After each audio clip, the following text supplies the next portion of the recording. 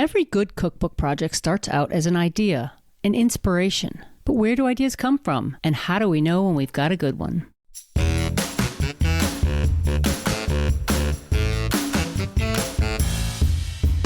Welcome to Everything Cookbooks, the podcast for writers, readers, and cooks. This is Molly Stevens, and I'm here with Kate Leahy, Kristin Donnelly, and Andrea Nguyen.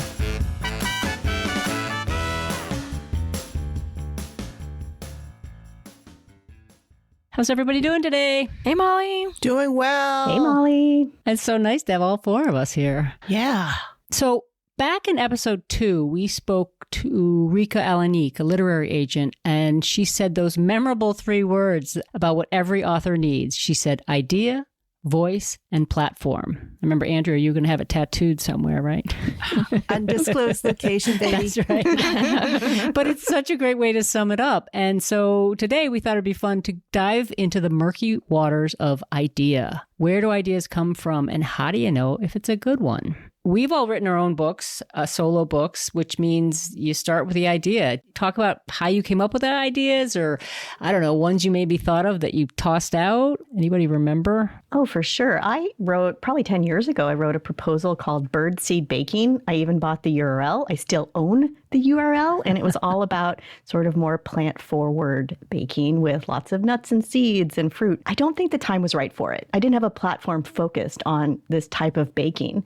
So I still own the URL. I still like that recipe list, but, that's just a sort of pushing that one aside for the time being. Yeah. I love the name. I love that. It could be really like fun. a pet food thing. I think there was a couple editors who were like, well, we like the recipe list, but the title would definitely have to change. And Yeah, I love the title, but it's one where I was like, I don't know that it serves you. Right. Exactly. Like sometimes like you feel like there is an idea and it's timely, but it's not necessarily for you to write. Mm-hmm. Totally. Yeah. Yeah. I've had many of those, including a baking book. But I remember the first book where I guess I pitched it to my agent was after I had broken up with a long-term boyfriend.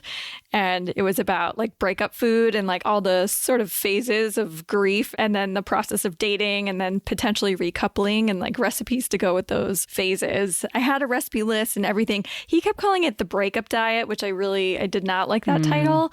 And then I just, of course, then kind of got out of the mood of dwelling on my breakup and never pursued it. So I would never want to It could be fun. reveal so many private details, I don't think. The breakup and rebound diet. Playing the field. Or just fictionalize it completely and turn it into a rom-com, and then it would with recipes. I think that would be there we go. cute. Yeah. Yeah. Then you can pay for your daughter's college fund.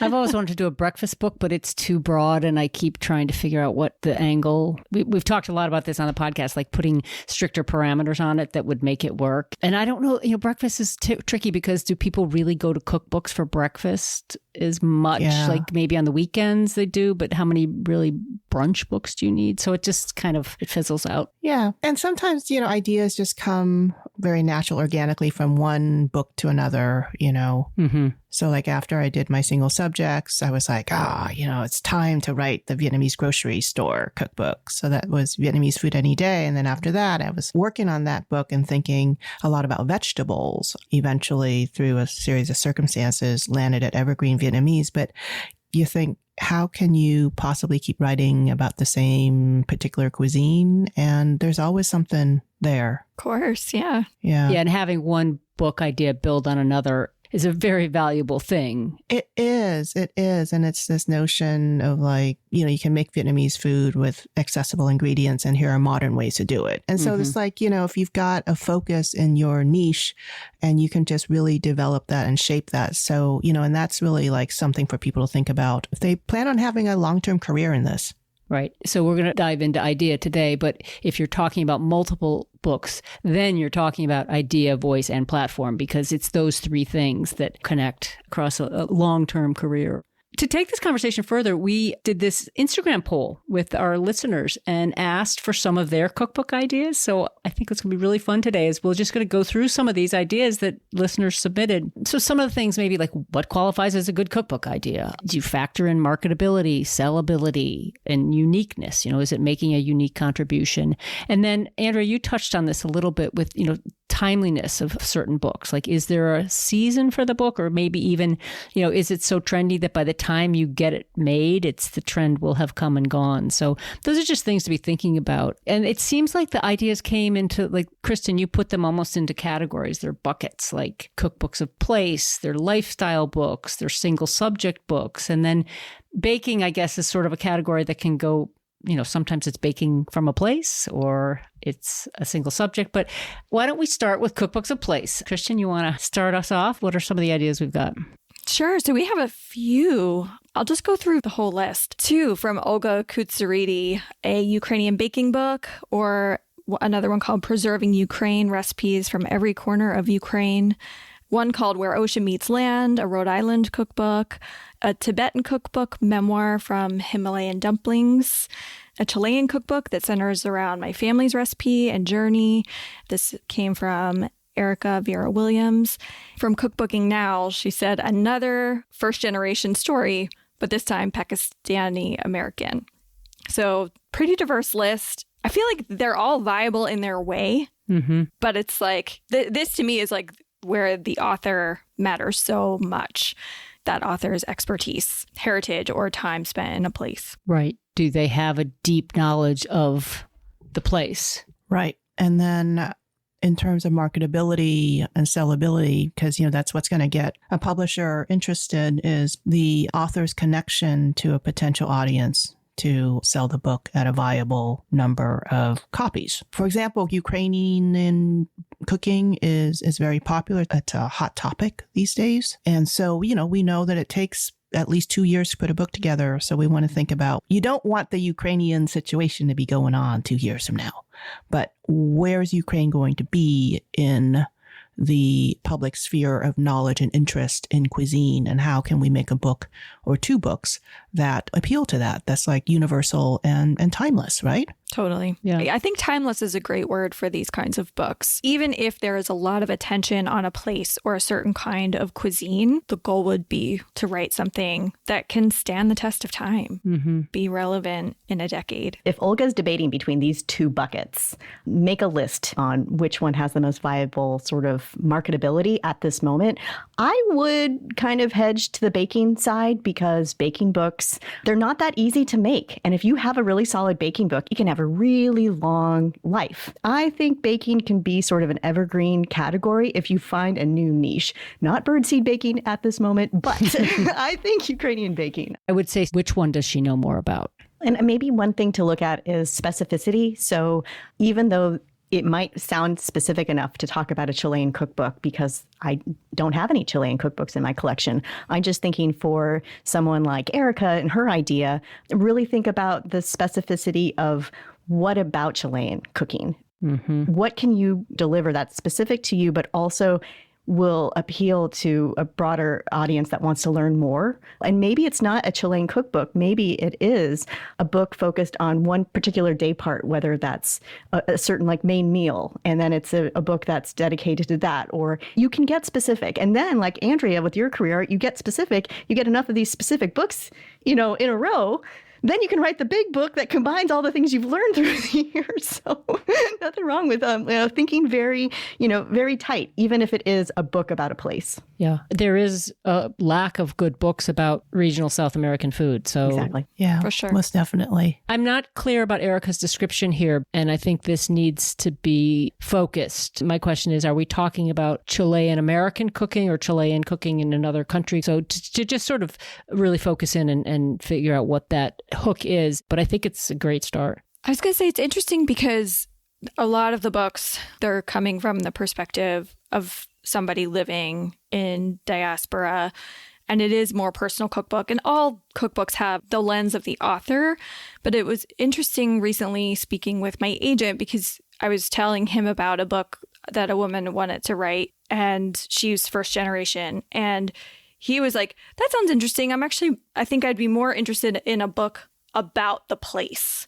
So if she was an expert or wanted to travel a lot and really get to know the place where she's originally from, to almost take a slightly more academic approach or like a journalistic approach rather than a personal approach. It's interesting. Two different approaches. Yeah, I think that for a sense of place, you want to always touch upon the original place, the native place, so that there is like this ballast for the information that you're going to produce and share. And so something, the Pakistani American cookbook or the Himalayan cookbook or the Chilean one, if it is coming from a hyphenated perspective, you want to share, it's very funny when I think about this because I am first generation. And when I talk about first generation experiences, I have to tell you, like back in 2006, like people's eyes kind of glazed over because people just think of Vietnam and Asia as being very remote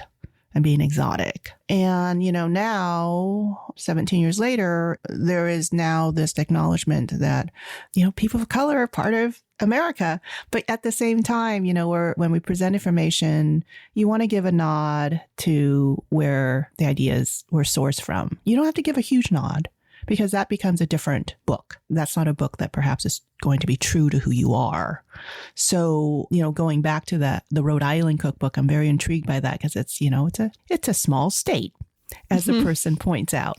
I imagine that there are like some community cookbooks out there about Rhode Island, right? And I would love for a book like that to check out what has happened and then what's going on now. It's not like it's, not a viable book, but I think that it's got to get at the subject, at the place, at a very specific angle so that there's like that hook, right? Well, I do think Where Ocean Meets Land is a great title for a Rhode Island cookbook. I really love that title. I love the sharing the big flavors from my small state. And what I would look at for this book is where the book can be sold. If you can prove to an agent and a publisher that this book can sell really well from gift stores, from places, people going to vacation on the coast in Rhode Island in the summer, how lovely it is. Because I'm just thinking there's a self-published book that I think is about like après-ski, like food to eat after skiing. I believe that woman has made like $1 million selling her book. Oh my However, she has sold it specifically at places that have a ski life. So she's hitting up Aspen, she's hitting up Vail, she's hitting up Park City. And so if you can do that with Rhode Island, I mean, you don't have to shoot for $1 million, but you can shoot for a viable cookbook. Like go to Block Island or something and like all these different boutiques be like, how many do you think you could move a season? Right. I mean, so you'd have to be really entrepreneurial, but I think it's totally possible. It's just not a book that I don't think most publishing houses are going to have a deep reach in all those little outlets in Rhode Island that could possibly sell this book. But if you're willing to do boots on the ground marketing and can prove that in a proposal, you might have something there. Yeah, I think that's a really well said. And I do agree. The title's great. And I'd also look at, there are a number of, and I know New England, and I'm sure other regions have done this, but done these sort of taste of place books that have been work for hire. And they're these little books, they're cute and they're charming. And I have friends who've written them and they're great. But to look at those and to see how your book will differentiate itself from those. Let's go into lifestyle, you guys. Okay, well, the first one, simple recipes with overlapping ingredients and minimal equipment for Airbnb travelers. Oh, so the good. Airbnb experience right there. Yeah. Put it in your luggage. I would love, and I could even see the opening. Like, you have a good idea for a book when somebody like us can immediately see the potential, where I can see the introduction having like a photo of a suitcase that has like the ingredients you want to pack, so you're ready to go. And you have like maybe your ingredient suitcase, things that you have the airplane version, you have the car travel version. So you don't have to go without your flaky salt and your olive oil and your specialty ingredients. I think it's great. This has been a magazine article. We've seen this in journalism. True. So is it big enough for a book? That's my question. That's the question. And I have a feeling that it may not be, but it may be like a nice small book that you put out there. And you could even put it and make it as an ebook. I was actually totally thinking ebook angle and like SEO that thing really well. Because you always get those binders at Airbnbs, like, so something that maybe hosts would purchase. I could see it. This is not to discourage somebody. I still could actually see it as like a smaller gifty book. And maybe if you could somehow market to hosts. Right. But I think having it electronic, because if you're traveling Airbnb, I'm not putting a cookbook in my suitcase. Right. No, I would think it actually would be like hosts would have it there perhaps. Yeah. And then, yes, maybe ebook. Yeah, I've thought about this a lot. I love Airbnbs. Yeah, I was thinking about cramming things into my luggage, and sometimes I do. So sometimes I do, and then sometimes I really love the experience of just seeing what you can make. Yeah, out like of camping, like really cruddy. Like, yeah, right. like The worst pans imaginable that don't that don't lie flat. And like those little paper, black pepper, things that have no flavor. It's probably like ground up olive pits or something. So we're intrigued, but I think you'd have to be super creative about doing it. Or partner with Airbnb and it would be a co-branded experience. Yeah. The next one, living in an RV and cooking recipes from the road, from Jen Tinney, which had like some similar vibes to me. Van life and RV life on places like TikTok are just huge. And I feel like if you're somebody who lives that lifestyle or really celebrates it and could like sell it on social media, it could do well. Or like Urban Outfitters, it has that vibe to me. Yeah, the whole Sprinter van life thing. Yes. Yeah. I fantasize about getting one of those $200,000 vans. Absolutely. Or just 150, I told my husband. It depends how you outfit it, though. I know, but I want the luxe stuff. But I think this one could be really fun. They've added seasonal and local, and I don't know that maybe the recipes will be, but I don't know. That doesn't help me here. I think I want van life cookbook or RV life or something. Recipes from the road, that's great. But the seasonal and local, that could just be messaged through the recipes that, here's how you go to the place, you find out where the markets are, that sort of thing. But my husband and I have a thing when we travel is we look for college towns to stop in because we know we're going to find a co-op and find better produce. It's just, they're little things like that. So those kinds of tips could tip this book towards someone with a seasonal and local bent, someone who's looking for an experience that way. Yeah. But I don't think it needs to be in the pitch. No, I don't think so. It's like fabulous recipes for small, tight spaces with wheels. What do you think the table of contents would look like? Because I'm trying to think like just how the book would be structured, because that also will be a really important part of its success as a viable idea. I could see all kinds of cool advanced prep stuff that you could do, whether it's in a package or frozen or in jars or whatever, that then you can whip out and transform into delightful meals. I've seen folks like Heidi Swanson do magnificent things in her Airstream that she and her husband Wayne pull around in California. So it's totally viable. Well, and Ali Slagle lived in a van and talked about it quite a bit too. So, and I'm assuming Jen has had this experience, or maybe that's what she wants to do is go do this and write the book while she's doing it, So it could also, I could see it with a memoir thing. If it is a really good writer, you could tell, funny stories or poignant stories or about like van a Hunter life. S. Thompson kind of thing. And I don't know, do you park with other vans and then do you have van potlucks? I don't know. I want to know all these things, right? Then do you have to have a chapter on, but I think that's a good question, Kate. What would the table of contents look like?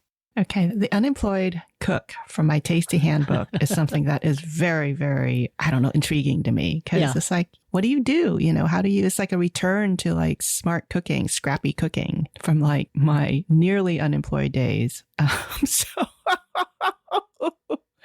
My husband and I talk a lot about saving money. We look back on those times when we didn't have a lot of money and we're kind of wistful about it, to tell you the truth. Because like we did things, like take a look at weekly supermarket circulars and, do all kinds of strange experimental cooking. So I think the unemployed cook is something that could appeal to a lot of folks. But it would have to be price pointed at something that is affordable. Yeah. Totally. Yeah. Paperback. With no 4-color photo types of things, because that's when the prices really go up. So maybe there doesn't need to be photography. Or if it is photography, it's done in a way that still keeps the price point of the book in an affordable category. It also could be a size thing. If the book is smaller, it's going to be more affordable to produce. I would also be really interested to see how this book would be structured. I think you have me on the title. I think a good title can sell an idea. It's sort of like if the title's good, you just figure out the rest because the title is the first thing someone's going to notice with a book. So yeah, I'm intrigued too. Do you need more though? I don't know. I feel like, does it have to have humor in it? Does it have to have something? Yeah. Because my next thing is, so what kind of food are we talking here? Is this for anybody? Is it for an omnivore? Is it a vegetarian unemployed cook? I immediately kind of like, is this just general cost-cutting cooking? There's a lot of... It's a series. It could be a Substack. Maybe the name lends itself more to a Substack. Oh, yeah. It's actually a great way to build. Yeah. And also, offer people an affordable way to get ideas. You don't need to just always do a book nowadays. You can do a Substack. But you're right, Molly, because there have been like historically cookbooks and like money saving cookbooks. We don't have them anymore, right? Because saying like cheap recipes or cheap food seems déclassé. Microwave cooking for one, that's a classic. But I think it could come back. I think there could be a market for it, but I think building it as a Substack or something and building a platform. There's a book that did very well called Good and Cheap, Eat Well on $4 a Day. Mm-hmm. I think it was a self-published book, perhaps. Then Workman published it. It was a New York Times bestseller. So cookbooks focused on budget can do well. And actually, Kristin, that's a really good point, because one thing we haven't mentioned today yet is comparable titles. And this is a great place if you're not sure if your book is viable. Go look for books that are similar enough to yours and see. You can look on Amazon and see how many reviews they had. You can see if they got traction, because if there was a sign of success in this topic, but it's been a few years, it might be time for a refresh. Totally. Exactly. Okay, what about this cookbook idea where it's filled with different authors and chefs' favorite nostalgic meals? Ooh, tough one. Yeah. There have been articles about this. I was going to say, this seemed like it screamed magazine story to me, but these anthology kinds of books are often hard to sell. Yeah, because they kind of aggregate ideas and stories. And so, when you package them together, what's the selling point? What's going to trigger someone to drop, say, $30 on this book? And meal books are tricky too, because then, say the meal is a salad and then a pasta and then I'm being very classic here, but then a dessert of some sort. Are all three recipes associated with that meal? I mean, how is it? Meals are tricky, that's all. Just think of the pantry section for a book like this. You wouldn't necessarily have one, or if you did, it would be very fragmented, because if you're pulling from chefs from all different types of food, all different parts of the world, it's going to be really hard to have a cohesive sort of pantry to cook from. And then it makes the book sort of hard, because you have to over-explain things in every single section to make sure people get the right ingredients and all that. And whose voice is it in? So then, to make this viable, maybe you focus on a particular meal, or even snacks, or, something where it's kind of fun, and you got to package it. Cause I feel like, we look at this, we're like, it's so hard. But how can we make this potentially work? Chef snacks around the world. I like that. Yeah. Snacks. Late night snacks, after work snacks, that kind of thing. I don't cook snacks, but maybe that's me. I live for snacks. I buy snacks. I love making snacks. I'm not like a snack buyer, I'm not like a chippy person, but I love putting together snacks. I love calling my appetizer chapters in my book snacks. So I'm snacky.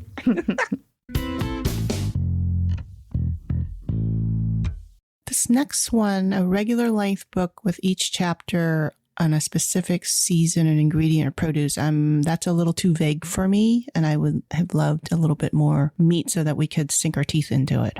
I feel like a book that is that general anymore, it needs an author who either has this huge platform or has an incredible writing voice, like somebody who's just going to bring those kinds of recipes to life with their prose. Otherwise, it sounds a little vague. It's a fine organization for a book, but it feels like an organization for a generic book. And right. Vishwesh Bhatt, his book is organized by ingredient, but it's not the reason he's writing the book. So you can use that structure for a book that has a very specific narrative, and it can work, but it can't just be the reason you're writing the book. And you can go back and listen to that interview to learn more about it. But that's one example where you can use that as a structure, but it's not the main focus of the book. Correct. And Visha's book, he has, I made his green tomato pie, which is absolutely delicious. But, you don't find it in a dessert chapter. You really do have to read through the entire book and get his story and his sense of place. There's got to be an interesting voice and hook there. Yeah. Single subject, my favorite. Oh, you know me. I love single subject deep Love dives. me a good single subject book. So we got a bunch here. I love that the first one came from Paula Forbes. Yeah, friend of the pod. Friend of the pod. Stain Page News. And she suggests The Yeast Cookbook. And she's wanted to see this book, and she's mentioned it before. She doesn't want to write it, to be clear. She wants somebody else to write it. Okay, so what would appeal to the four of us? What would we want to see? That's all about us. Yeah, I guess I was assuming a yeast, like a fermentation type of book. But specifically on different types of yeast, natural yeast, instant versus fresh. Would there be like a wine and beer chapter too for like different? Yeah. See, I feel like this is a hard one to harness because yeast it's like spores all are amongst us. We are spores, right? I'm probably fermenting right now as I'm talking to you. Paula, we need more information, or we need to know exactly what you're so passionate about, why you want to see this book exist. Because I'm having a hard time just visualizing. Yeah, I bet she sees like a cool cover design. Oh. I could see it, though, explaining all the different kinds and limiting it to like baking yeast. That's where I went immediately. Active dry versus rapid rise, that kind of. Yeah. And creating your own like sourdoughs, but then like enhancing sourdough with a little bit of store-bought and just sort of a real deep dive on how they work. It wouldn't have to be a huge book. I dug it up. She wants a book on the science of yeast with recipes that maximize that flavor. Got it. Yeah. So a real heavy lifting science book. You're writing it with maybe more text than recipes and more. Yeah. I think that could be interesting, sort of homing in. People get really crazy about yeast. I found this out when lavash came out and people were after us and why we didn't use a natural ferment for our lavash dough. And it's because we didn't see them using that in Armenia. And then people were saying, but no, they do that in Armenia. I said, some might do it, but we didn't see it that way. And people were adamant that it would be unhealthy to use an instant yeast. And I just would like a nice hardworking science book that says, okay, yeast is yeast. Here's like the fundamentals. Do your natural sourdough. There's great reasons to do it, but there's also, sometimes you need a little instant yeast for certain types of procedures. So, yeah. No, and I think it's this, I know from my own personal research, the science is out there in other books, but sometimes it's hard to find and it's put in with other information. And so, okay, science-minded writers, this is a good idea. Yeah. Okay, the salad dressing cookbook, y'all. So there are a lot of them already. I mean, a lot. It's been written. That doesn't mean it couldn't be written again, but I would, talking about comp titles, I would start there. I mean, you just do a quick search and you'll come up with quite a few. And then I would also look at sauce books because there's quite a few sauce books that have a big salad dressing chapter.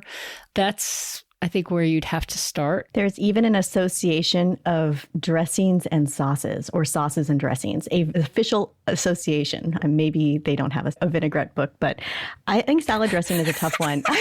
So I think it's tough because it would really depend on your platform. If you're building a platform on salads, you are the salad person. Salad for President, that wasn't about salad dressing, but you have to have like this persona that's bringing people into a book. Otherwise, it's a really great article. You have 10 different salad dressings. Probably most people don't really need more than that. Yeah. A former coworker of mine, Grace Parisi, wrote this great book called Get Saucy. Yeah, I was just looking at that book. Yeah. That was like salad dressings and far beyond, all kinds of sauces. Really great book. I mean, it could be a small gifty book, but again, small. Like you said, how many salad dressings? I would start out with an article and test the waters, or like do a Substack kind of thing, or do something like that so that you can really build momentum and see how interested people are. For all you know, you may like get all your information out there and get satisfaction that way. Mm-hmm. Not every idea needs to become a book. Yep. And you may find out that you got your mojo, you got your anxiety and your creativity out there to the world, and you can still keep it going. But you don't necessarily need to have the pain of making a cookbook. Right. Yeah, I could see a really good article about the different types of, sort of a chart with the different types and the ratios. Yeah. I mean, the ratio would be really interesting, but I'm not sure a whole book. Okay, another salad one, Big Salads for Dinner. This is from someone who calls themselves Cookbooking Now. There are many books like this. I do think it's one of those books that you could probably rinse and repeat every few years. Like publishers are probably always looking for their version of it. There's potential, but it's also quite saturated. Yeah. I mean, this, sweet greens kind of thing. maybe like they would want to do a branded book on big salads kind of thing. Bring in, it was a Seinfeld episode. I was just going to say, so the big salad, I feel like that cultural reference doesn't quite work anymore. The 90s are back, Molly. The 90s are here. Okay, maybe it does. Maybe it does. All right. But I would definitely do comps on this one. I would start with comps because there, as Kristin said, there are quite a few salad for dinner books, but an idea that seems to sell. All right. How to freeze, what to freeze, will it freeze? Bibi, who is Champagne and Cookies, and she's a experienced pastry chef. She also runs a fabulous cookbook club in San Francisco. I love my freezer gold. Yeah. It's a great article for sure. And then I feel like there are some interesting angles, like, because there's the kind of like freezer meal thing, that busy parent type of cooking that people like. I also feel like there could be something interesting with people who love their like bigger chest freezers, and knowing that she's a baker, maybe that's what she had in mind too, was like baking and freezing things and how to defrost it. Yeah. I mean, I would love to know like if there are like rubrics for what will freeze and what will not, because I'm always throwing things in the freezer to see if how well it will do. My mother is a fearless freezer person. Fearless freezer. That's the title. See, there you Fearless go. freezing. But again, I want a little more. I want to know what this is about. Is it going to have a dense section up front that's going to talk about, what freezes well, it says how to freeze, what to freeze. But we're talking cookbooks, so I'm assuming they're recipes. And are those going to be, are they make-ahead meals? Are they pastries? I kind of want to know, because otherwise it's too vast. Or maybe they're chapters. Maybe there's a chapter on make-ahead meals. There's a chapter on soups. There's a chapter on, I don't know. How big is this book?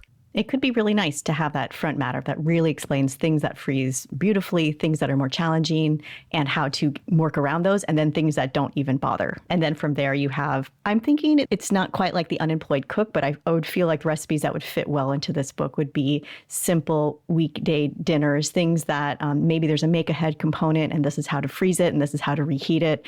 Batch cooking, those kinds of things would fit into a book like this. Is there a chapter on all those little ice cube trays that God. pesto and ramp and all tamarind. that? It could, that's my thing. Yeah, tamarind. It could be a whole chapter and how to keep your ice cube trays from tasting like that for the rest of their lives.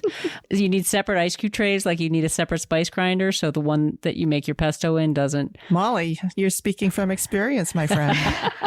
Well, I don't like my cocktails to taste like pesto. But it's so green. But that could be a great chapter on, little flavor boosters from the freezer. Yeah. Freezer gold, like Andrea said. Freezer that could be gold, a chapter. man. Yeah, that's my life. How about Pasta for One from Cookbooking Now? I kind of like it. But again, I don't know. Is it a whole book? Yeah. Did Judith Jones' book, wasn't that Cooking for One? Yes. It was a quiet book, but a very practical book. I wonder how well it did during the pandemic, actually. I wonder if this is an article more than because there are a number of Cooking for One books out there. This is a very narrow focus. Once you get a couple recipes, I don't know. Yeah. How do pasta books do in general? But if you wrapped a lifestyle thing into that single subject, I think you could sell it, Kind of like a back pocket pasta. Yeah. Maybe a whole chapter on top ramen. Just open up the package and do all different things with it. The promise of like a simple meal that you can make for yourself has appeal. Okay, so Cooking with Heston, the high-end cookware produced by a company called Meyer that does Calphalon too. That's sounding like a branded book to me. Yeah, it's interesting with these branded cookware books because I was looking into this recently and it seems like there are some that transcend to like having this wider distribution. Like if the cookware is, people romanticize it like Lodge cast iron or Le Creuset or even Staub. With actual like pots and pans, I don't know. Like sometimes I think maybe there's a little less romance, so it becomes more in that like branded cookbook, maybe less wide distribution. And they're associated with a couple of high-end chefs. Like I think there's a Thomas Keller imprint on it, and then another name I can't remember right now. It's beautiful, beautiful stuff. Yeah, unless this were branded, I mean, would you do a book on your own without linking to the brand? Right. It would have to come from the brand. And then, the cookware itself is relatively pricey. It's Lux stainless steel. Yeah. And is there something that's specific about that?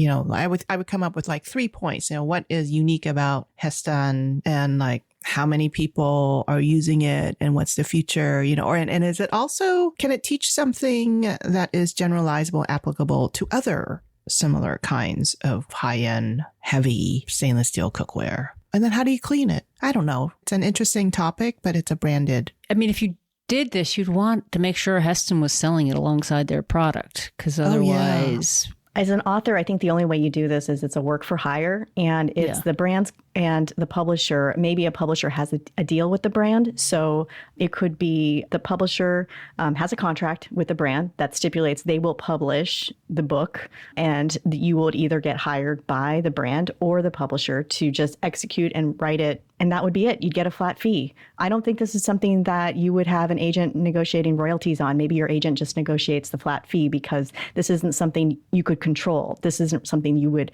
be promoting. This is really a vehicle for their own promotion. And get them to send you all their cookware. Definitely. Yeah. You would benefit from a lot of cookware. Yes. Yeah, it would be a fun project. Huh? Mm-hmm, for sure. Yeah. Okay, so this next one is a kid's cookbook and a coloring book from the Plated Pantry. I think this is her dream book, and she is actually self-publishing a pantry basics book. I do think that this has a lot of potential. Kids' cookbooks. I think America's Test Kitchen put one out this year, and it is selling like hotcakes. Kids' cookbooks, I think, are having a moment. And coloring books, I was just hanging out with my niece and nephew. They can't get enough coloring books. So how it comes together, that's the tricky part, because coloring books aren't really made to last. So how does that come together? I'd be curious to know what the author has in mind. Yeah, it's interesting production. But I feel like there's like kid cookbooks that it's like the same kinds of recipes, like very assembly oriented over and over and over. And then there's kids cookbooks that are almost like too ambitious. So like finding this sweet spot of clever, but not necessarily like MasterChef kids. Right. No, I think about like how my mother trained me to cook. Started out simple, there was a lot of discipline, and then she gradually like got me to do more things. She kind of snuck it in, and I don't know if she had a grand plan or not, or she just needed help in the kitchen. But it worked out, and I think that's something like that's kind of more organic instead of, like you said, master top chef ambitions, where the teenagers are running around the kitchen trying to get all the ingredients, which I've had done in my cooking classes, which is like really great. I was like, calm down, we're just cooking here, young people. But like Priya Krishna has a kids cookbook coming out soon. So, and yes, America's Test Kitchen, one time I was in their studios, and they have this whole amazing production team that backs up their division there. Could it be a coloring book where, like you could like color in it and then wipe it off kind of thing? I don't know. So that it has longevity, I guess, has to get coated then. Yeah. Well, that's an interesting idea. I don't know. And this may be something we could do in a future episode, but I don't know enough about kids' cookbooks to know like age ranges for them, because I'm sure they're aimed at different age ranges, because, a really young kid is going to be different than a tween and that sort of thing. So I think that would be something. I mean, I love the idea. I think it just sounds really fun. Maybe it's packaged as 2 books. It's the cookbook, and it comes with a coloring book. And I could actually see that being a really great gift item because it's like a 2-for-1. Could be fun as like a little, little tear out booklet in the center. Or like maybe there's stickers. Yeah, like an ingredient coloring book kind of thing. Ooh. Oh, that could be fun. Or vegetable coloring book. I would have loved that when I was growing up. Could be a whole series, a kid's cookbook, and it could be ingredients. It could be breakfast. There's my breakfast book. That's what I'm going to do. I want to do one.